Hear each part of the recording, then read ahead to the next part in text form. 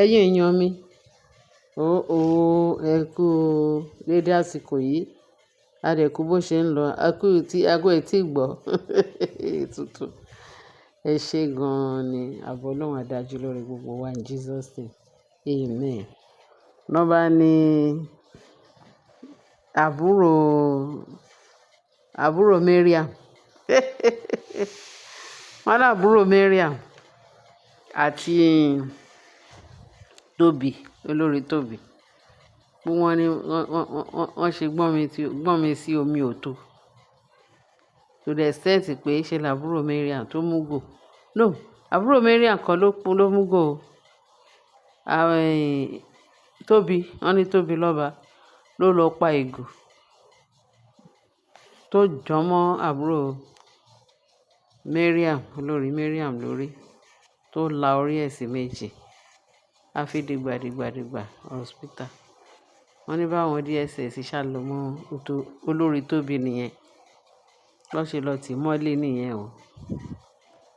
Wọ́n ní kì í máa ṣe kékeré pé ó fẹ́ fọ́ orí ọmọ lọ́mọ pátápátá mà nìyẹn. Àbúrò olórí Mariam. Àmọ́ nǹkan tó pa wọ́n pọ̀ o, tó le tó yìí o. Wọ́n ní kì í ṣe kékeré o, pé wọ́n ṣe mú olórí Tóbi tó tì mọ́lé àwọn DSS. Wọ́n nígbà tó dé àtìmọ́lé, wọ́n nígbà tó dá tìmọ́lé, wọ́n ní bí olórí Tóbi ṣe sọ fún wọn pé, kọ́ má tò òun mọ́nu sẹ́ẹ̀lì o, òun ò lè dúró sí sẹ́ẹ̀lì o, láíláí òun kẹ̀ nínú sẹ́ẹ̀lì. Ẹ ṣáà mọ̀, wọ́n ní wọ́n fi sí ẹ̀yìn káńtà. Ìgbà tó fi sẹ́yìn káńtà pé kí wọ́n rojọ́, wọ́n ṣàròjọ́ lọ, wọ́n rojọ́ bọ̀. Àwọn DSS wá sọ pé tí nǹkan kan bá ṣe àbúrò olórí Mariam, pé nǹkan kan máa ṣẹlẹ̀. Wọ́n ní bí olórí Mariam àti àwọn pípọ̀ yẹn, àwọn fámílì ẹ̀, wọ́n ní àwọn ò láìkí wọ́n ṣe fi olórí Tóbi sí ẹ̀yìn káńtà. Pé kí ló dé tán tí mọ́ sẹ́ẹ̀lì, ẹni tó fẹ́ pààyàn jẹ́ wá lọ fi sínú kínní. Wọ́n ní so ẹ ti gba bribe àbí? Wọ́n ní báwọn pípọ̀ yẹn ṣe yàrí fún àwọn ọlọ́pàá ni. Wọ́n ní kò dẹ̀ fún àwọn èèyàn ògbésùgbẹ̀gbà. Wọ́n ti olórí Tóbi sínú sẹ́ẹ̀lì. Wọ́n ní kí wọ́n fi sínú sẹ́ẹ̀lì báyìí. Pé before you know it, wọ́n ní ṣe ni olórí Tóbi, wọ́n ní ṣe ló dákú gbọ̀nràngàndàn. Ṣé mọ̀ pé ó ti sọ pé kó má gbé òun sínú sẹ́ẹ̀lì, òun ò lè wọ sẹ́ẹ̀lì, òun ò lè ṣe bẹ́ẹ̀ tí òun ò ní gbà pé òun wà nínú sẹ́ẹ̀lì. Wọ́n ní ìta sọ ìpò ó máa fẹ́ǹtì. Wọ́n ṣe gbé dìgbàdìgbà hospital yá. Dé hospital, wọ́n wá admit ẹ̀ sí hospital. Wọ́n ní bí olórí Tóbi ṣe ń gba treatment lọ́wọ́ nìyẹn o. Pé bí wọ́n ṣàránṣẹ́ lọ sí ọ̀dọ̀ kábíyèsí.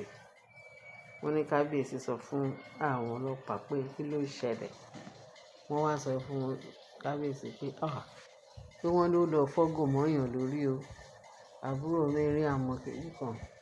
Pé wọ́n ní kábíyèsí wá sọ pé kán wò ó ṣe, kán release ẹ̀.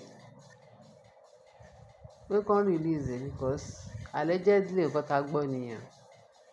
Wọ́n ní kán release, ó ní kábíyèsí ní kán release. Wọ́n ní àwọn ọlọ́pàá ní àwọn ò lè release ẹ̀ nítorí attempt to kill ni. Tí nǹkan kan bá ṣe bẹ́ẹ̀ yẹn, wọ́n máa ní bóyá àwọn ti gba bribe. Níbẹ̀ tí wọ́n fẹ́ kọ́ olórí Tóbi lọ́gbọ́n. Wọ́n nítorí pé gbogbo awuyewuye tó wà ní ààfin, pé kò sí ìtàwọn òkè ń gbọ́.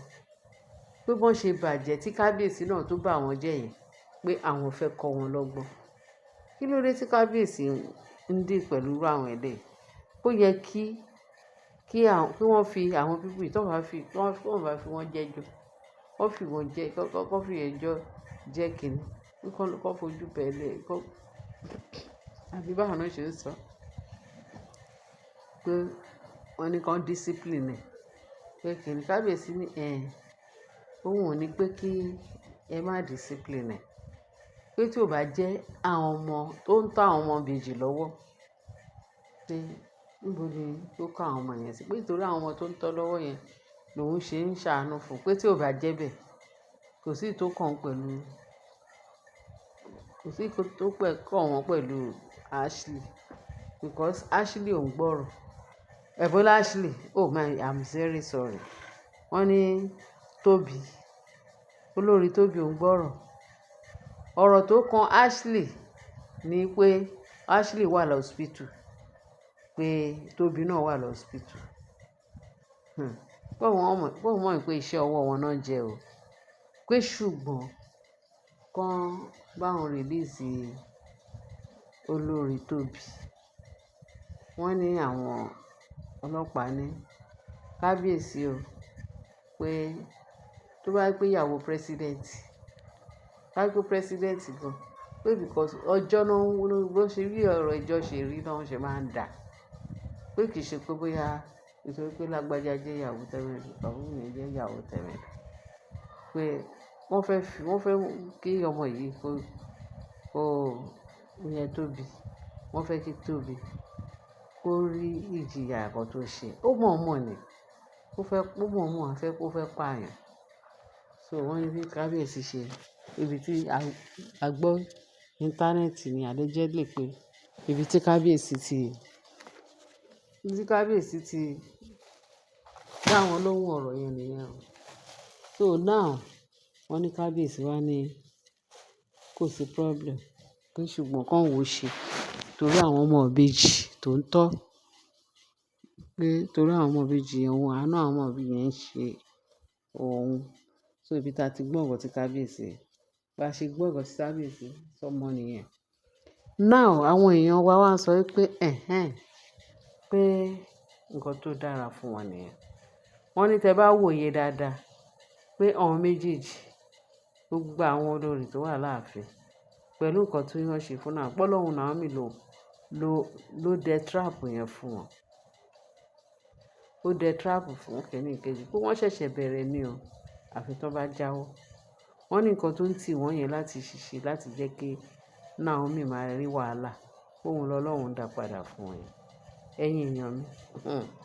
kí lẹ́yìn náà ti rí eléyìí sí mo ti ní tí bá rí gbẹ́bọ̀rùn kékeré màá gbé wá fún ti gbọ́ wa lẹ́yìn náà lè mọ bó ṣe ń lọ bẹ́ẹ̀ ni yes now ó yẹ ká mọ bó ṣe ń lọ dábàá sọ bó ṣe ń lọ báwa la ṣe fẹ́ mọ̀ ẹ ṣe ó bẹ sí tẹ́tí sí wa ẹ̀tẹ̀ rántí pé gbogbo nǹkan tá à ń gbọ́ yìí allegedly àti láàfin àwọn nǹkan tó ń ṣẹlẹ̀ tí wọ́n bá ti gbé ọ̀rọ̀ ara wọn sáfẹ́fẹ́ àní lè rí kankan tá a fẹ́ sọ ẹ̀yin èèyàn ẹ ṣeun gan bí ṣe ń tẹ́tí sí wa bá wa share tẹ́ bá wa like kẹ́ dẹ̀ subscribe kẹ́ fi tó kù sí comment section ẹ ṣeun ẹ̀yin èèyàn wa mo gbádùn yín o ààbọ̀ Ọlọ́run adájú lórí wa Jésù Olúwa wa àmín ẹ ṣé gan God bless you.